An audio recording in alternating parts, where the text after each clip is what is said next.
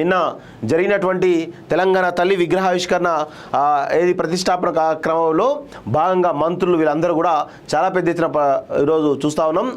కరెక్ట్గా సెక్రటేరియట్ ముందే 17 అడుగుల ఈరోజు ఒక తెలంగాణ అస్తిత్వం కానీ తెలంగాణ సాంప్రదాయం కానీ తెలంగాణ కట్టుబొట్టు ఈరోజు ఆవిష్కరించేటువంటి ఒక ప్రయత్నం ఈరోజు కాంగ్రెస్ పార్టీ చేసింది అనేది మనందరం కూడా గుర్తుపెట్టుకోవాల్సిన అవసరం అయితే ఉంది. నిలువెత్తు విగ్రహం చాలా అద్భుతంగా ఆవిష్కరించినటువంటి ఘట్టం మనం చూస్తూ ఉన్నాం. జయ జయ హే తెలంగాణ తల్లి సెక్రటేరియట్లో 17 అడుగుల కాంస్య విగ్రహం ఆవిష్కరణ అట్టహాసంగా కొనసాగిన వేడుకలు పాల్గొన్న సీఎం, మంత్రులు, ప్రముఖులు, పెద్ద ఎత్తున హాజరైన ప్రజలు, మహిళలు, రాష్ట్రం నలుమూల నుంచి భారీగా రాక పథకాలు వివరిస్తూ డ్రోన్ షో ఆకట్టుకున్న ఫైర్ క్రాకర్స్ అలరించిన సాంస్కృతిక కార్యక్రమాలంటూ చూస్తూ ఉన్నాం. సెక్రటరీలో సోమవారం తెలంగాణ తల్లి విగ్రహావిష్కరణ వేడుకల్లో అట్టహాసంగా జరిగాయి. ముఖ్యమంత్రి, మంత్రులు, ప్రముఖుల సమక్షంలో 17 పీఠంతో కలుపుకొని 20 అడుగులట. సో కాంస్య విగ్రహాన్ని ఆవిష్కరించారు. ఈ వేడుకకు మహిళలు, ప్రజలు భారీ ఎత్తున తరలివచ్చారు. కాంగ్రెస్ ప్రభుత్వం తీసుకొచ్చినటువంటి పథకాలు వివరిస్తూ ప్రదర్శించినటువంటి డ్రోన్ షో, ఫైర్ క్రాకర్స్ అందరినీ ఆకట్టుకున్నది. సచివాలయం పరిసర ప్రాంతాల్లో ఏర్పాటు చేసినటువంటి సాంస్కృతిక కార్యక్రమాలు ప్రజలను అలరించాయి. రాష్ట్ర గీతాన్ని రచించినటువంటి అందశ్రీతో పాటు తెలంగాణ తల్లి విగ్రహ రూపకర్తలను సీఎం, మంత్రులు సన్మానించారు. ఈ సందర్భంగా మాట్లాడినటువంటి రేవంత్ రెడ్డి తెలంగాణ ఉద్యమ సమయంలోని అంశాలు, రాష్ట్ర ఏర్పాటు తర్వాత 10 ఏళ్లు కొనసాగినటువంటి బీఆర్ఎస్ పాలన గురించి ప్రస్తావించారు. 9 మంది కవులు, కళాకారులకు రూపాయలు 1 కోటి నగదుతో పాటు ఫ్యూచర్ సిటీలో 300 గజాల స్థలం ఇస్తామని ప్రకటించడం జరిగింది. ఒకసారి దాని గురించి కూడా మనం మాట్లాడాల్సిన అవసరం అయితే ఉంది మిత్రులారా. ఒకసారి చాలా ఇది ఒక అద్భుతమైనటువంటి విషయంగా మనం చెప్పొచ్చు. ఎందుకంటే 9 మంది ఇంపార్టెంట్ కళాకారులను గుర్తించడం జరిగింది ఈ రాష్ట్ర ప్రభుత్వం. ఒకసారి వాళ్ళందరినీ కూడా మనందరం కూడా చూడాల్సిన అవసరం అయితే ఉంది మిత్రులారా. 9 మంది కవులు రాష్ట్రానికి అందించినటువంటి విశేష సేవలకు గాను ఒక్కొక్కరికి 1 కోటి రూపాయల నగదుతో పాటు ఫ్యూచర్ సిటీలో 300 గజాల ఇంటి స్థలం, తామ్రపత్రాన్ని అందిస్తామని సీఎం రేవంత్ రెడ్డి ప్రకటించారు. వాళ్ళలో చూస్తే అందశ్రీ, ఎందుకంటే ఈయనకు రావాల్సినంత గుర్తింపు గత 10 ఏళ్ళు ఇవ్వలేదు కేసీఆర్. ఈ రాష్ట్ర ప్రభుత్వం వచ్చిన తర్వాత అందశ్రీకి ఒక మంచి గుర్తింపు ఇచ్చింది. తెలంగాణ గీతాన్ని, ఆయన రాష్ట్రం తెలంగాణ గీతాన్ని కూడా ఈరోజు అధికారికంగా చేయడం జరిగింది. ఇది అందశ్రీది. పాషం యాదగిరి సీనియర్ జర్నలిస్ట్, అందరికీ తెలుసు. ఒక మంచి విశ్లేషణాత్మకమైనటువంటి తన యొక్క పదునైనటువంటి మాటలతోటి, తన మేధో సంపత్తితోటి ఈరోజు ఒక చరిత్రను ప్రజలకు అందించే ప్రయత్నం చేస్తారు పాషం యాదగిరి సీనియర్ జర్నలిస్టు. వారికి కూడా ఇవ్వడం ఒక మంచి పరిణామంగా మనం చెప్పవచ్చు. గద్దర్ గురించి మనం చెప్పాల్సిన అవసరం లేదు. రీసెంట్గానే అమరులైనరు, దాదాపు 1 year అవుతా ఉన్నది ఆయన అమరుడై. సో ఆయన కూడా గుర్తించాల్సిన అవసరం అయితే ఉంది. అది కూడా గోరటి వెంకన్న ప్రస్తుతం బీఆర్ఎస్ పార్టీ ఎమ్మెల్సీగా ఉన్నాడు. అంటే ఇక్కడ చూడండి, పార్టీలకు అతీతంగా కవులు అయితే, కళాకారులు అయితేనేమి, ఎవరైనా కానీ ఈరోజు రాష్ట్ర ప్రభుత్వం గుర్తిస్తూ ఉంది. అదే కేసీఆర్ తనకు తాబేదారులు అయితేనే గుర్తించేది, తన బానిసలు అయితేనే గుర్తించేది తప్ప వేరే గుర్తించకపోయేది. ఈరోజు బీఆర్ఎస్ పార్టీ ఎమ్మెల్సీగా ఉన్నటువంటి గోరటి వెంకన్న ఈరోజు ఈ రాష్ట్ర ప్రభుత్వం ఆయన బీఆర్ఎస్ పార్టీ ఎమ్మెల్సీ అయినప్పటికీ కూడా చాలా ఆయన గుర్తించింది, ఆయన టాలెంట్ని గుర్తించింది. అదేవిధంగా బండి యాదగిరి, సుద్దాల అశోక్ తేజ అని చెప్పాల్సిన అవసరం లేదు. జయరాజన్న అద్భుతమైనటువంటి ప్రకృతి కళాకారుడు, ప్రకృతి గేయ రచయిత, కళాకారుడు. ఆయనకు రావాల్సినంత గుర్తింపు రాలేదు, గత ప్రభుత్వంలో వచ్చింది. గూడ అంజన్న అమరుడు, గూడ అంజన్న కూడా మంచి గుర్తింపు ఈ రాష్ట్ర ప్రభుత్వం ఇవ్వడం జరిగింది.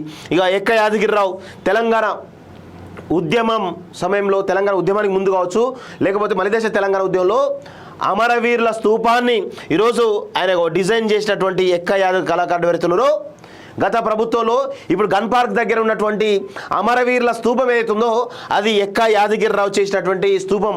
అక్కడ ఆయన సొంత ఖర్చులతోటి ప్రతిష్ఠించడం జరిగింది. ఆ తర్వాత ఈ రాష్ట్ర ప్రభుత్వం వచ్చిన తర్వాత ఆయన సొంత ఖర్చులతోటి కనీసం ప్రతిష్ఠిస్తే నాకేమైనా ఇస్తారేమో అనేటువంటి పాపం చాలా దీనస్థితిలో అడిగినటువంటి సందర్భాలు కూడా ఉన్నాయి. సో ప్రస్తుతం ఎక్క యాదగిరిరావు కూడా ఈ రాష్ట్ర ప్రభుత్వం గుర్తించింది. ఆయనకు 1 కోటి రూపాయల నగదుతో పాటు 300 గజాల స్థలం కూడా ఇస్తా అని చెప్పేసి అనడం జరిగింది. సో ఈ 9 మంది కూడా తెలంగాణ ఉద్యమంలో చాలా ప్రముఖ పాత్ర పోషించిన విషయం మనందరికీ కూడా తెలుసు. సో పార్టీలకు అతీతంగా ఈరోజు రేవంత్ రెడ్డి కానీ, కాంగ్రెస్ ప్రభుత్వం కానీ, కాంగ్రెస్ ప్రభుత్వ క్యాబినెట్ కానీ తీసుకున్నటువంటి నిర్ణయం ఏదైతుందో నిజంగా అందరం కూడా అప్రిషియేట్ చేయాల్సిన అవసరం అయితే ఉంది. ఎందుకంటే గత 10 సంవత్సరాలు కేసీఆర్ తెలంగాణ అస్తిత్వాన్ని పట్టించుకోలేదు, తెలంగాణ యొక్క ఈరోజు సాంప్రదాయాలను కానీ అన్నిటి కూడా ఏవి కూడా పట్టించుకోలేదు.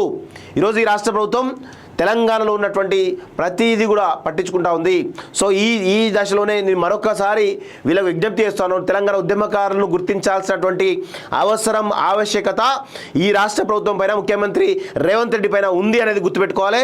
మీరు ఎన్నికల మేనిఫెస్టోలో ఉద్యమకారులకు ఏదైతే ఇస్తామని అనుకున్నారో అది ఖచ్చితంగా నెరవేర్చి తీరాల్సినటువంటి బాధ్యత ఈ రాష్ట్ర ప్రభుత్వం మీద ఉంది అనేది నేనైతే ఘంటాపథంగా చెప్పగలను.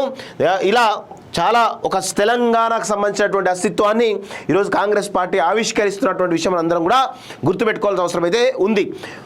కేసీఆర్ పాలనకి అదేవిధంగా రేవంత్ రెడ్డి పాలనకు తేడా ఏంది అంటే, కేసీఆర్ తెలంగాణ ఉద్యమ ముసుగులో అధికారంలోకి వచ్చి నియంత పోకలతోటి, రాచరిక పోకలతోటి, కుటుంబ పాలనతోటి, అవినీతి అక్రమాలతోటి ఈరోజు పాలన సాగించిన 10 సంవత్సరాలు.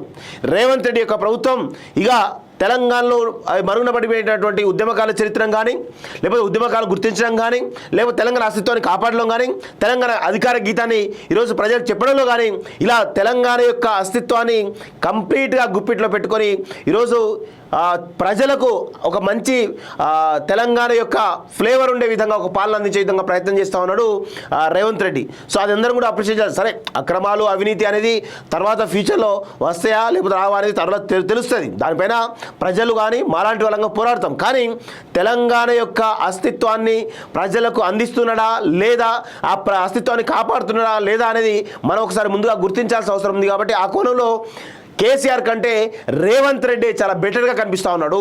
దీన్ని మనందరం కూడా గుర్తించాల్సిన అవసరం అయితే ఉంది మిత్రులారా. అందరం కూడా అప్రిషియేట్ చేయాల్సిన అవసరం అయితే ఉంది. నెక్స్ట్, ఒక కుటుంబం ఒక పార్టీ కోసము కాదు, రాష్ట్ర ప్రజల ఆకాంక్షలు కొందరు నిర్లక్ష్యం చేశారు. రాష్ట్ర గీతం లేకుండానే 10 సంవత్సరాలు గడిపారు. ప్రస్తుత సంక్షోభం నుంచి సంక్షేమ వైపు అడుగులు. ఏటా డిసెంబర్ 9న తెలంగాణ తల్లి అవతరణ ఉత్సవాలు. 9 మంది కవులు కళాకారులకు ₹1 కోటి నగదు, 300 గజాల స్థలం. విగ్రహావిష్కరణ సభలో సీఎం రేవంత్ రెడ్డి ప్రకటన. మీరు తెలంగాణ తల్లి విగ్రహాన్ని అధికారికంగా ప్రతిష్ఠించలేదు, కానీ మేము ఇప్పుడు చేస్తున్నాం బట్టి విక్రమార్క అంటూ చెప్తా ఉన్నాం. 10 ఏళ్ళు వివక్షకు లోనైనటువంటి తెలంగాణ తల్లి. నిజంగా ఇదే ప్లేస్లో, రేవంత్ రెడ్డి ప్లేస్లో కనుక వేరే మినిస్టర్లు కనుక ఉంటే ఈ తెలంగాణ యొక్క అస్తిత్వాన్ని పట్టించుకోకపోయేది. కేసీఆర్ ఏ విధంగా అయితే తెలంగాణ అస్తిత్వాన్ని విస్తరించిండో అదే విధమైనటువంటి పాలన మిగతా వాళ్ళు చేస్తుండే. కానీ రేవంత్ రెడ్డికి తెలుసు తెలంగాణ ఉద్యమ చరిత్ర ఏం తెలుసు, తెలంగాణ ఉద్యమం ఏంటి తెలుసు, తెలంగాణ ప్రజలు ఈరోజు కోరుకుంటే ఏదైనా చేస్తారు, తెగువ ఉంటుందని తెలుసు, తెలంగాణ ప్రజలు తెలంగాణ ఉద్యమాలు ప్రపంచానికి ఆదర్శంగా నిలిచేదని తెలుసు, తెలంగాణ ప్రజలు ఈరోజు నమ్మితే నెత్తిన పెట్టుకుంటారు, ఈరోజు ఆ నమ్మకం కనుక కోల్పోతే నట్టేట్లా ముంచేస్తారనేటువంటి విషయం ఈరోజు రేవంత్ రెడ్డికి స్పష్టంగా తెలుసు. తెలంగాణ యొక్క మట్టిని చదివినటువంటి వాళ్ళల్లో కేసీఆర్ తర్వాత రేవంత్ రెడ్డి అని చెప్పొచ్చు. అయితే కేసీఆర్ ఏమో రాచరిక పోకలతో ఉంటాడు కాబట్టి తెలంగాణ యొక్క మట్టిని కానీ తెలంగాణ యొక్క అస్తిత్వాన్ని కాపాడలేకపోయిండు. కానీ రేవంత్ రెడ్డి మాత్రం ఆ యొక్క తెలంగాణ అస్తిత్వాన్ని కాపాడుతూ ఉన్నాడు. తెలంగాణ యొక్క ఈరోజు ఒక మట్టి వాసనలు ఈరోజు ప్రజలకు అందించేటువంటి ప్రయత్నం చేస్తూ ఉన్నటువంటి విషయం మనందరం కూడా గుర్తుపెట్టుకోవాల్సిన అవసరం అయితే ఉంది మిత్రులారా.